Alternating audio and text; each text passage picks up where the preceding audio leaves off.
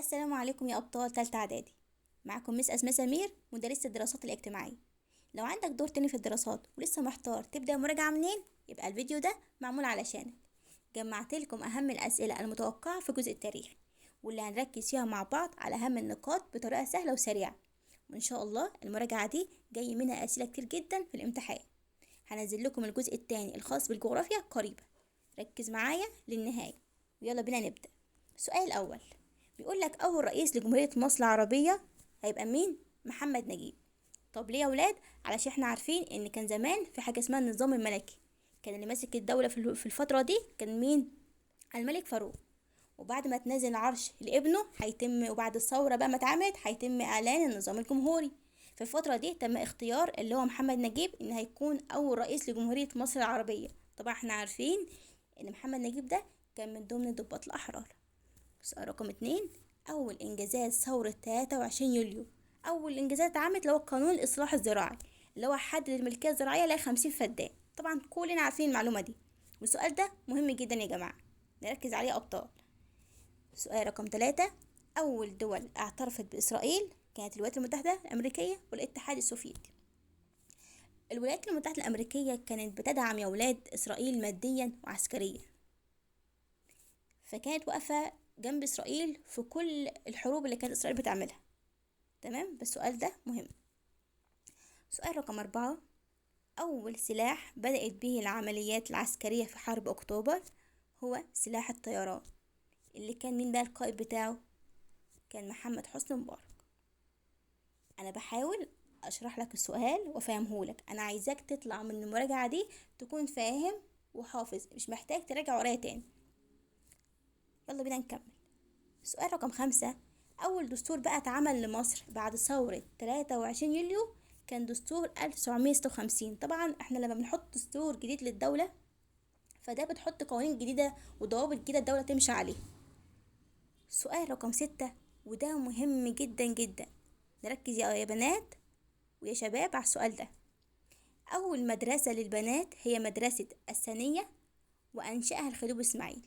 السؤال ده بيجي بطريقتين، ممكن يجيلك أكمل أول مدرسة للبنات نقط، فعايز مدرسة ايه تكتب الثانية عادي.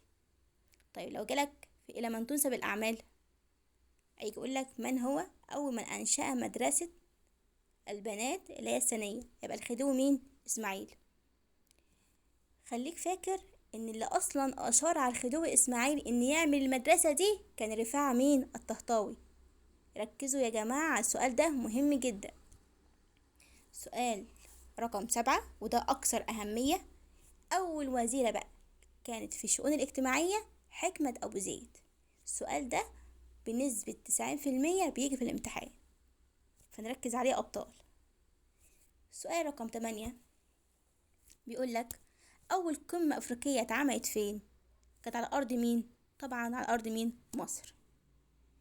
ننزل على السؤال التاسع، بيقول لك أذاع مين البيان الأول لثورة 23 يوليو 1952 من الإذاعة المصرية؟ مين بقى اللي أذاع البيان ده؟ كان محمد أنور السادات. أيوة، يعني مين اللي قال بقى لمحمد أنور السادات إن يذاع البيان ده بتاع الثورة؟ كان اللواء مين بقى؟ محمد نجيب. يبقى أنت خلي بالك في السؤال ده لأنه بيجي كتير جدا في الامتحانات، ومعظم الطلبة بتتلخبط فيه. في ناس ممكن تكتب اللي أذاع البيان محمد نجيب، لا طبعا يا جماعة، اللي أذاع البيان محمد أنور السادات. أيوة، يعني بأمر من مين؟ مين اللي قال له؟ محمد نجيب. لكن اللي قاله، لا، اللي أذاعه قاله محمد أنور السادات. يا رب تكون المعلومة وصلت. السؤال اللي بعده رقم 9 بيقول لك قاد مين نقط، عشان الأسئلة دي أكمل، سلاح الطيران المصري في حرب أكتوبر 1973. طبعا اللي كان القائد بتاع سلاح الطيران، القائد بتاعه كان محمد حسني مبارك. فين الكلام ده؟ كان امتى؟ كان في حرب أكتوبر 1973.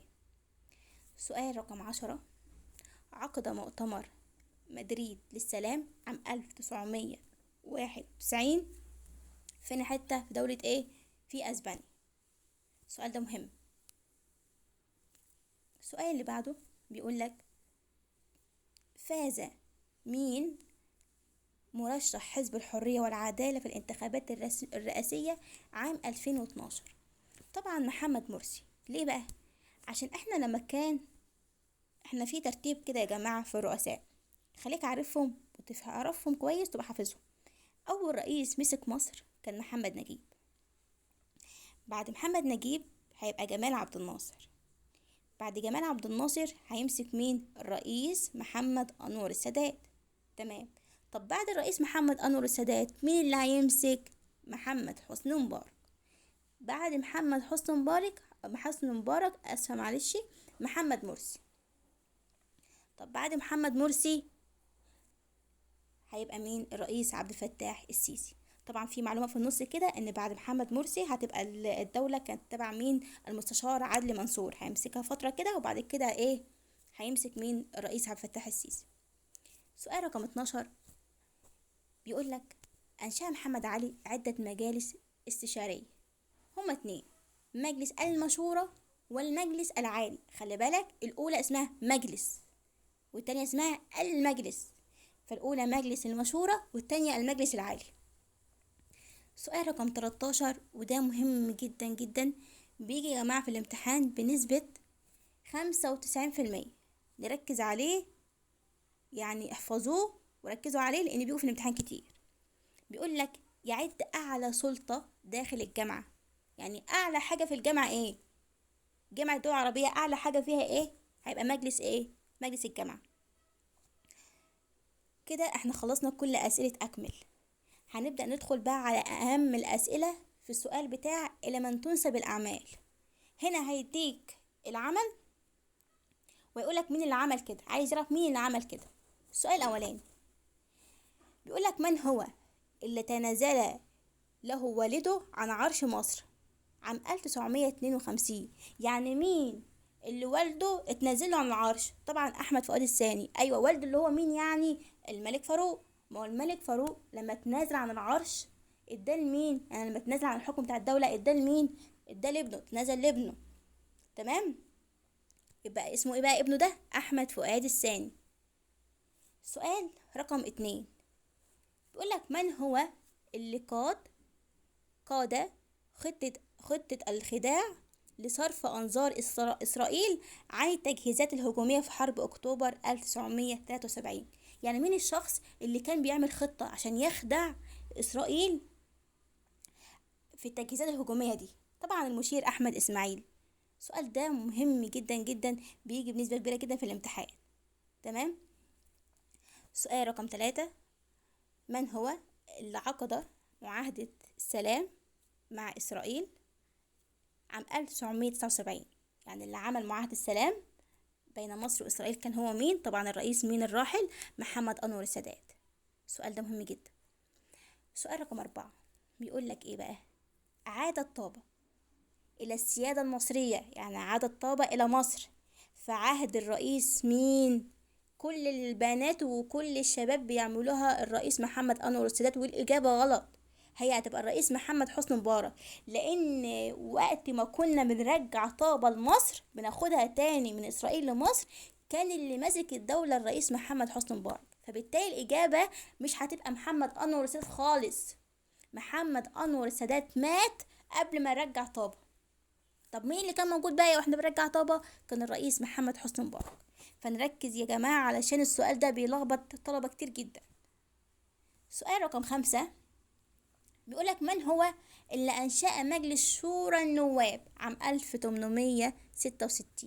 طبعا الخديوي إسماعيل. فاحنا كده السؤال ده فيه سؤال شبهه، ممكن يجي يقولك من هو اللي أنشأ مجلس المشورة؟ محمد علي. طب من اللي أنشأ المجلس العالي؟ محمد علي. لكن أول ما يقولك مجلس، في فرق يا جماعة، ركزوا في الكلام. مجلس شورى النواب ده الخديوي إسماعيل. سؤال رقم 6 بيقول لك من هي اللي أصدرت أول مجلة نسائية مصرية؟ مجلة يبقى جميلة على طول، يعني لما تلاقي كلمة مجلة نسائية المجلة يبقى جميلة حافظ. هي اللي أصدرت أول مجلة نسائية عام 1907. والسؤال ده بيجي بنسبة 98% في الامتحانات، نركز عليه عشان مهم جدا. سؤال رقم 7 بيقول لك من هو، نركز في السؤال ده يا جماعة، من هو اللي عين عائشة راتب وزيرة للشؤون الاجتماعية عام 1970؟ يعني مين اللي اختار عائشة راتب ده عينها لي تبقى وزيرة للشؤون الاجتماعية؟ ايوه يعني هي هي مش الشؤون الاجتماعية دي اللي كان ماسكها حكمة ابو زيد؟ ايوه، ما حكمة ابو زيد كانت الاولى، كانت اول وزيرة مسكت الشؤون الاجتماعية. تمام. بعد حكمة ابو زيد بعد حكمة ابو زيد هيجي لي الرئيس محمد انور السادات، هيختار لعائشة راتب يعينها بعد مين؟ حكمة ابو زيد. فيبقى في عهد مين بقى تعينت عائشة راتب؟ محمد انور السادات.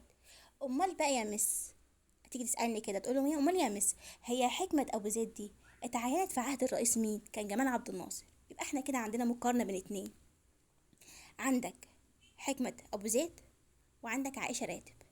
حكمة ابو زيد اول وزيرة للشؤون الاجتماعية، عائشة راتب مسكت بعد حكمة ابو زيد. تمام. حكمة ابو زيد كانت في عهد الرئيس مين؟ جمال عبد الناصر. طيب امال عائشة راتب في عهد مين؟ الرئيس محمد انور السادات. تمام يا جماعة. ننزل على الأسئلة بقى اللي هي بما تفسر وما النتائج. طبعا أنا جايبة لكم أهم الأسئلة برضو فيما تفسر وأهم الأسئلة في ما النتائج. يعني أنا جبت لك في التاريخ أهم الأسئلة في أكمل، أهم الأسئلة في إلى من تنسب الأعمال، أهم الأسئلة فيما تفسر، وبرضو في ما النتائج جايبة لك من كل حاجة أهم أسئلة عشان تدخل الامتحان تكون مرتاح ومجمع أهم الأسئلة اللي في المنهج كله. هنا بقى في السؤال ده، سؤال رقم 1 بيقول لك أول حاجة كده ركز معايا في الأسئلة دي مهمة جدا. اول حاجه بيجي لك في العدوان الثلاثي في سؤال، ايه يا مس ده العدوان الثلاثي؟ هتلاقيه عندك يا حبيبي في كتاب الامتحان صفحه 187. طب انا ما كتبتهوش عشان خاطر بس نظرا ان الفيديو ما بقاش طويل عليكم، وكمان لان اجابه السؤال ده بتبقى كتير جدا. فالسؤال ده بيجي بطريقتين، ممكن يجي لك بما تفسر لاسباب العدوان الثلاثي او ما النتائج، اللي هو في صفحه 187 هتلاقوا السؤال عندكم والاجابه. طيب اللي هو العدوان الثلاثي ده يا ولاد اللي كان بتاع فرنسا وإسرائيل وبريطانيا. التلاتة كانوا جايين على مصر، جايين يضربوا مصر. فرنسا كانت جاية تضرب في مصر لأسباب، بريطانيا جاية تضرب في مصر لأسباب، وإسرائيل جاية تضرب في مصر لأسباب، عشان كده سميناها العدوان الثلاثي. والله العظيم يا جماعة إن السؤال ده بيجي في جميع الامتحانات، وجيب كمية كبيرة جدا السنة دي. الناس اللي امتحنت طبعا الدور الأولاني انتوا عارفين كويس إن السؤال ده جه في امتحانات كتير في جميع المحافظات او في معظم المحافظات، فركزوا عليه لانه مهم جدا. تمام. السؤال اللي بعده بيقول لك ايه؟ بما تفسر دخول الجيوش العربية حرب فلسطين. ليه الجيوش العربية بتاعتنا، الجيش العربي راح يدخل حرب فلسطين اللي هو عام 1948؟ احنا ليه رحنا نحارب معاهم؟ ليه؟ علشان ننصر وإنقاذ الشعب الفلسطيني من ظلم اليهود. احنا رايحين ننصر الناس دي وننقذها من الظلم والجشع بتاع اليهود، ونساعد الشعب الفلسطيني ان يبقى عنده حكومة وطنية، عندهم استقرار، ما عندهمش حروب ولا عندهم احتلال. فالسؤال ده مهم جدا جدا جدا. ركزوا يا جماعة، ركزوا. انا جايبه لك اهم الاسئله، يعني حوالي 5 6 اسئله بس من المنهج كله، فمعنى كده ان انا جايبه لك اهم الاسئله اللي في المنهج، فتركز على الاسئله دي كويس جدا. تمام. ننزل على السؤال الثالث. بيقول لك ايه؟ هيجي لك سؤال في الجزء ده، سؤال رقم 3 بيقول لك يا اما يجي لك بما تفسر اللي هو اسباب عدوان 5 يونيو 1907 يونيو 1967، يا اما يجي لك ما النتائج على عدوان 5 يونيو 1967. طبعا كاتبه لك الاجابه صفحه 188.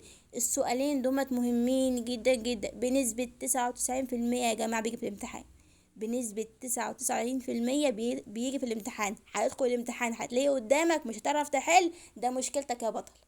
انا بلغتك اهو، حذرتك ان السؤال ده مهم جدا. بعد كده سؤال رقم 4. السؤال ده بيجي ازاي بقى؟ اللي بيقولك منظمة اليونسكو ودورها للحفاظ على التراث والثقافة المصرية. السؤال ده حلو جدا جدا وسهل وبيجي في امتحانات كتير. طب السؤال ده بيجي ازاي يا مس اسماء؟ بيجي بقى بما تفسر ولا ما النتائج؟ لا يا حبيبي، ولا بيجي كده ولا بيجي كده. امال بيجي ازاي؟ بيجي يقولك ما العلاقة بين منظمة اليونسكو ودورها للحفاظ على التراث والثقافة المصرية. ساعتها بقى تكتب ايه؟ هتقول قامت منظمة اليونسكو بحماية مكتبة الإسكندرية وإحيائها وإنقاذ معبد أبو سمبل من الغرق. هتقول لي يا مس انا مش فاهم حاجه، هفهمها لك يا بطل. بص كده، احنا كان عندنا مكتبه الاسكندريه دي زمان كانت اتحرقت، فجت منظمه اليونسكو اعادت احيائها تاني، يعني رجعتها لك ورممتها وظبطتها ورجعتها لك حلوه تاني. امال ايه بقى حكايه معبد ابو سمبل؟ ده حكايه كبيره قوي، بس انا هختصرها لك. معبد ابو سمبل ده بسبب الفيضان كان هيتعرض ان هو يغرق، ان المايه اصلا هتغطيه، مش هيبقى عندك معبد ابو سمبل. فجت منظمه اليونسكو تدخلت وجابت لك ابدع ناس او اشطر ناس من الفنانين والمبدعين اللي في جميع دول العالم، وجم وحاولوا يفككوا معبد ابو سمبل وينقلوه من مكانه في مكان عالي زي ما انت بتشوف دلوقتي كده، علشان ما يتعرضش للغرق، عشان ما يغرقش. تمام. طبعا السؤال ده مهم جدا جدا، هو سهل ولكن بيجي في الامتحانات كتير جدا. سؤال رقم 5 بيقول لك ايه؟ بما تفسر. عايز يعرف ايه هي انجازات ثورة 23 يوليو في المجال الدولي. السؤال ده مهم جدا. جه السنة دي في امتحان محافظة الغربية بنفس النص كده بالظبط. السؤال ده مهم جدا. عموما انجازات ثورة 23 يوليو والله لازم يجي منها سؤال. ممكن يجي يقولك الانجازات على المستوى الاجتماعي بقى، على المستوى الدولي، على المستوى الاقتصادي، المهم ان في واحد منهم بيجي. فنركز عليهم يا جماعة. السؤال ده مهم جدا. هنا عايز اعرف احنا عملنا ايه في المجال الدولي. الثورة عملت ايه؟ قالك اول حاجة خالص احنا ساندنا الدول العربية، وقفنا جنبها، بس كده والافريقية كمان.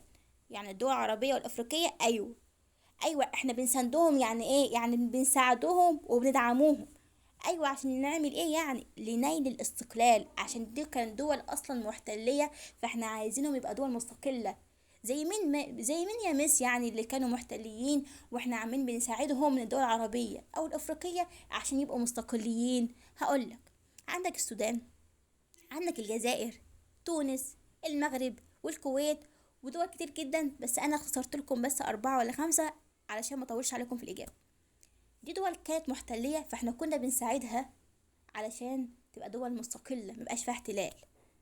وكمان من ضمن الانجازات اللي اتعملت ان احنا عملنا اول تجربه للوحده العربيه بين مصر وسوريا. يعني جبنا مصر وجبنا سوريا وحدنا بينهم، يعني زي الاخوات كده. لو في حرب في مصر تلاقي سوريا بجيشها واقف معانا، لو في حرب في سوريا تلاقي جيش مصر واقف مع سوريا، ففي وحده بيننا، يعني احنا زي الاخوات كده بندافع مع بعض وبنقف مع بعض. تمام. سؤال رقم 6 بيقول لك بما تفسر أهمية فلسطين في قلوب كل العرب. السؤال ده مع إنه بسيط وسهل جدا إلا إنه بيتكرر في امتحانات كتير جدا. طبعا احنا عارفين إن فلسطين دي مهمة ليه؟ عشان كذا حاجة. أول حاجة، ولد فيها المسيح عليه السلام، اللي هو سيدنا عيسى عليه السلام يا أولاد. سيدنا عيسى اتولد في فلسطين، عشان كده لها أهمية. بس كده يا مس؟ لا طبعا. وبها المسجد الأقصى، اللي هو أولى القبلتين والثالث الحرمين، وأسر إليها سيدنا محمد في ليلة الإسراء والمعراج.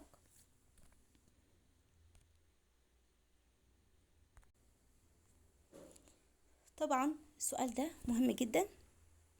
آه نركز عليه. ولو انت وصلت معايا لحد هنا، بكده نكون خلصنا أهم أسئلة جزء التاريخ. أتمنى تكون المراجعة فادتكم وسهلت عليكم المذاكرة. ما تنسوش تراجعوا الأسئلة كويس، وإن شاء الله هنزل الجزء الثاني تكملة أسئلة التاريخ، وهنزل لكم قريبا الجزء الخاص بالجغرافيا. ولو الفيديو عجبكم واستفدت منه ما تنسوش تعملوا لايك وتشتركوا في القناة علشان يوصل لكم كل جديد. ربنا يوفقكم جميعا، والسلام عليكم ورحمة الله وبركاته. دمتم بخير دايما.